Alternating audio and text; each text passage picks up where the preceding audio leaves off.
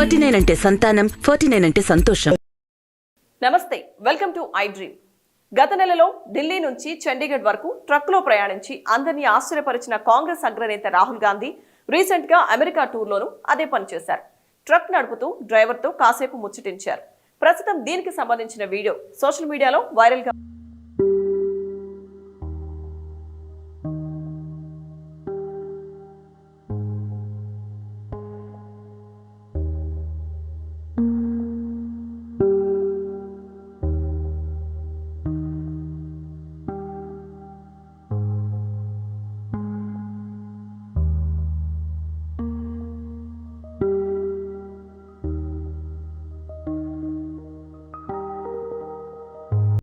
కాంగ్రెస్ అగ్రనేత రాహుల్ గాంధీ అమెరికా పర్యటన బిజీగా సాగుతోంది. ఇందులో భాగంగా ఆయన ట్రక్ లో ప్రయాణించి అందరినీ ఆశ్చర్యపరిచారు.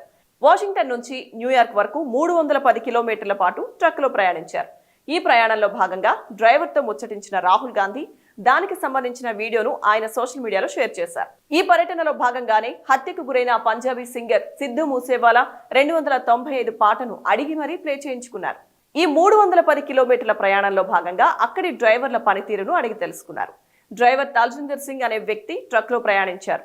డ్రైవర్లు ఎలా పనిచేస్తారు, నెలకు ఎంత సంపాదిస్తారు, వారు నడిపే ట్రక్ లో ఉండే అత్యాధునిక ఫీచర్లేంటి, చలాన్లు పడతాయా, స్పీడ్ ఎంత వెళ్తారు అనే విషయాలను అడిగి తెలుసుకున్నారు. వీటికి ఆ డ్రైవర్ తాను నెలకు 8 లక్షలు సంపాదిస్తానని చెప్పారు. ఈ విషయం విని రాహుల్ గాంధీ ఆశ్చర్యపోయారు. అమెరికాలో డ్రైవర్ల భద్రత సౌకర్యానికి ప్రాధాన్యమిచ్చి ట్రక్లను డిజైన్ చేస్తున్నారు. భారత్లో అలా కాదు. అమెరికాలో డ్రైవర్ల భద్రత సౌకర్యానికి ప్రాధాన్యమిచ్చి ట్రక్లను డిజైన్ చేస్తున్నారు. భారత్లో అలా కాదు.